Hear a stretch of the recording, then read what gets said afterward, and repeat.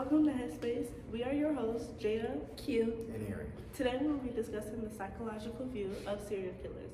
The specific one for this episode is the Zodiac Killer. So watching the documentaries on the Zodiac Killer, a person in interest was always Arthur Lee Allen because due to that he stayed closely to one of the victims and he had a past of being very violent and things like that.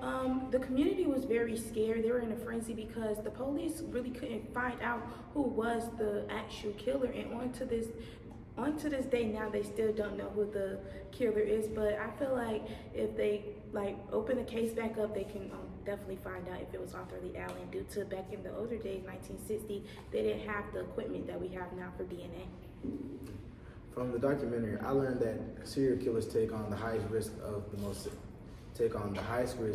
most Satanist reward, and that's to kill to get whatever rush that they feel like they get from taking someone's life. I learned that people who are serial killers, not whether they had trauma in their life growing up or whatever, throughout their life, they tap into a deeper part of their brains many wouldn't dare to reach for it, and that's the will to murder. And specifically for Allen, for the Zodiac Killer, he was definitely a person where he was very cunning. He had a lot of smarts to him, and he knew when to use them, whether it comes to ciphering codes, whether it was how he killed people, when he killed people. But at the end of the day, he was definitely still a person who had the will to do whatever he wanted to. Okay. Some common traits of serial killers are lack of empathy, lack of remorse, and narcissism. Some factors that might influence the choice of victims are gender, age, race, and trauma. And after watching the series on the Zodiac Killer, I gained the understanding that even though a lot of effort might be put into the community to find out who the killer of these victims were, sometimes you don't get an answer. Podcast. Today we have our first guest, Dr. Mathis. Hi. And then we have Q. And Aaron. Okay, Dr. Mathis, how are you doing today? I'm doing all right. What about y'all? That's good. I'm doing pretty good. Pretty good. The rain's not too bad. Yes, except my lunch is in my car. But Oh. I know. Mm. I know. So we're going to do a brief overview and interview you about serial killers. What is Okay. your intel so far about serial killers? I listen to true crime podcasts, and some of them talk about serial killers. Do you have a specific one that you remember? Yes, the one I heard about last week, the torso killer. He cut people's heads off and only left their torso, so it was hard to identify the people who he murdered. That's crazy. And this was in the early 1900s, and they still don't know who did it. Oh. And he killed like 14 people. Okay, so our serial killer is somebody that is Unidentified? Yeah. that word. Okay. We're doing the Zodiac Killer. So the Oh. Zodiac Killer had 37 victims, and he was killing people during the late 1960s. Okay. And he sent letters to newspapers and police departments Yes. that had cryptograms and different messages for them to solve. And That's he crazy. sent it to them, and if they didn't publish it, then he threatened to go on more killing sprees. Oh, okay. Yeah. So He he sounds was bored. never He was never caught. So the Because he person was smart. that they did assume that was him was a school teacher, and Oh, he probably did it. Because the students were basically like, my teacher taught me this. Oh, Like, he did it. He did it. But- That's the one. A white man? yes. He did it. Absolutely. He was also a registered sex offender. Definitely him. So the Zodiac Killer's only survivor was Brian Hartnell, and he was a stab victim. His interaction with the Zodiac Killer, he approached them as a masked gunman, him and his friend, and he stabbed the lady to death. And Brian was the only one that was able to survive his stab. So wait, he wounds. came with a gun and a mask and then stabbed him? Yes. That's rude. So Brian, he recalled seeing the hood, so that's what police went off of as Zodiac Killer, because of that was like his costume. Anytime he went killing. But what did the Zodiac have to do with it? He was the killer. No, I mean like. So they assumed that his cryptograms, the symbols that he was using, was associated with Zodiac the signs. Zodiac So sign. he found the person's Zodiac sign before he killed him? No. No, he didn't know anything about it. It was more of the letters that he was sending had Yeah. like little like images of like a sign, and they thought it was like zodiac They put it with a zodiac, and that's how he got. Oh, his name. meaning that's what the police decided. Yes. Got it. Because they didn't understand the cryptograms clearly because he killed 37 people. Yes. Got it. Okay, so we just want to ask you a few questions. Okay. Do you think trauma may be the cause of insanity? Trauma as a cause for insanity. I think that trauma could be one of the causes for insanity for certain people. Okay. Yes, but not everybody. Okay. So how do you think sleep can affect Zodiac killers? Like after they done killed somebody, they come back to their home, they rest, they haven't got caught, and then they go to sleep. Like, how do you think it affects them?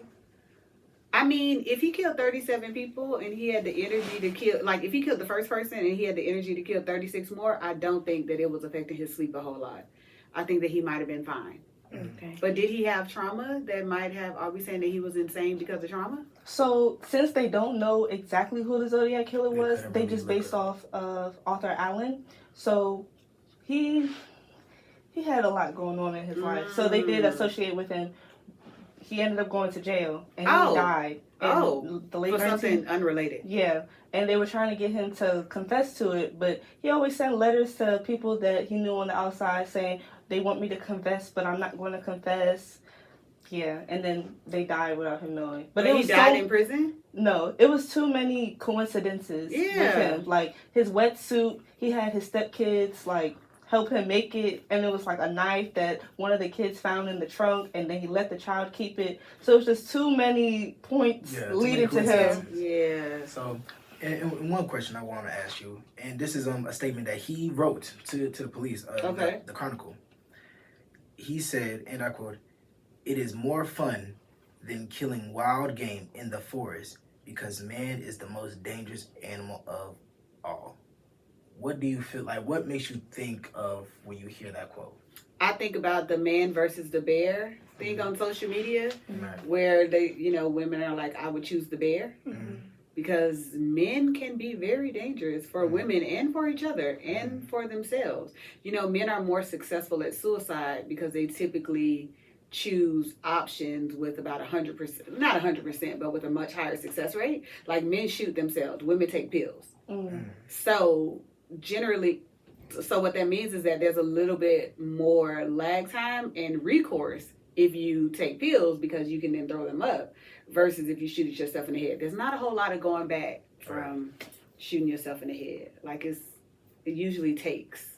Yeah, that's it. Yeah, right. That second point of a second. Yeah. Yeah, so that same penchant for violence. But I think that the larger point is that men are socialized that violence is acceptable for them. Mm-hmm. Even in sports, even in friendships.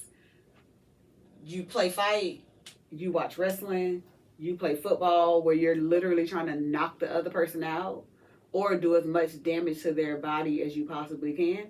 Then it kind of tracks that would lend itself to more violence, even in social activities. You play video games with shooting and robbing and blood and guts and gore. What does that then do for someone's mind? So it's instilled in you as you grow up. Yeah.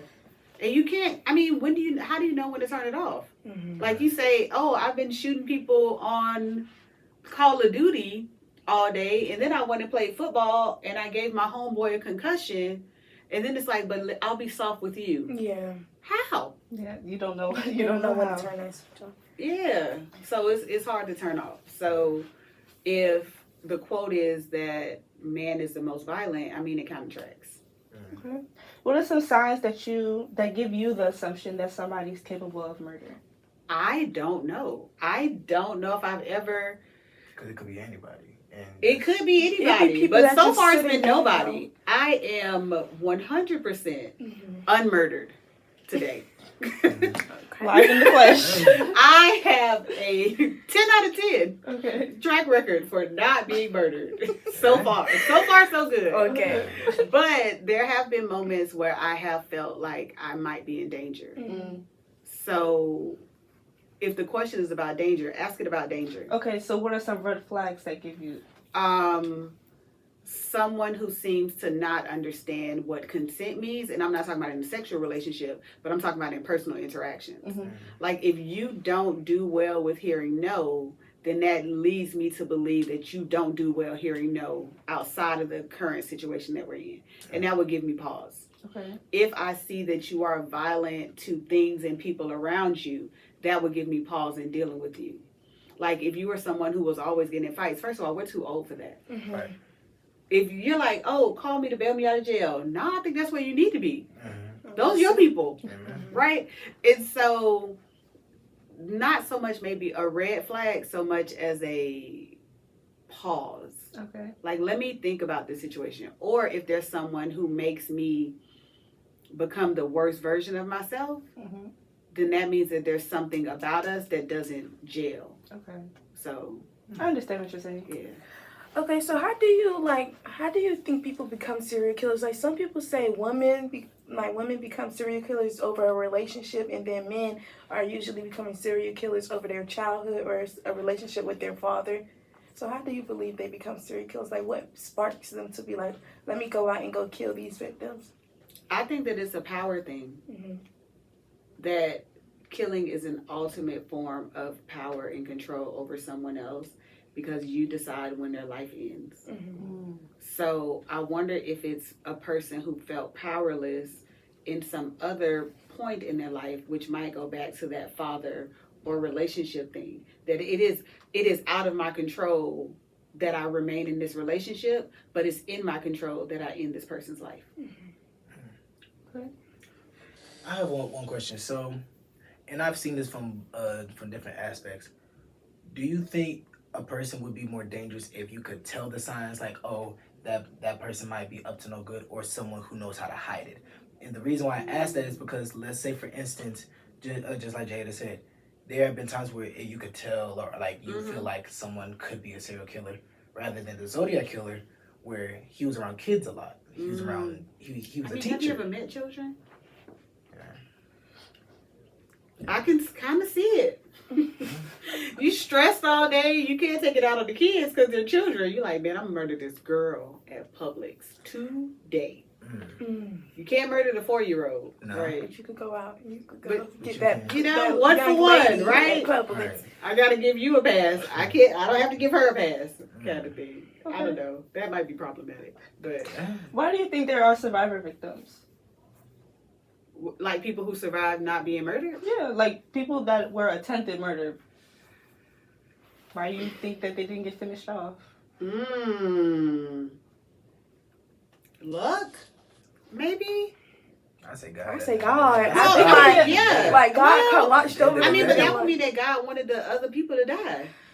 If It God could be did an one, God empathy had to do thing, the like- other. Yeah. So with the Zodiac killer, he put more focus on making sure the lady passed away. Like her stab wounds were more circumstantial to where she would pass away, to where Brian's wounds was like, you know, a little I just surgery. want to do it. Just Yeah, a little because. surgery. Well, Brian might have been the murderer. He might have been playing the part of it. He He could have been a might cousin. have. Okay. Great And just actor. like to Great throw actor. off the investigation, like, yeah, stab me a little bit. Yeah. He's a great actor. He's a great actor. Well, he does live a private life now, Oh so I hope he boy. do. he has involved himself in a couple of documentaries. Like he's volunteered to be in the So film. he hit a lick being a half murder victim. Yeah. Hey, He might be Well- a part of it. That might be his cousin. just saying. Think we Don't were- put anything past anybody. Yeah, you're right. Do you guys have any more questions for Dr. Mathis? That's All right, thank you, Dr. Mathis, for being a part of our Headspace podcast episode on series. Thank you for watching Headspace. Stay tuned for more.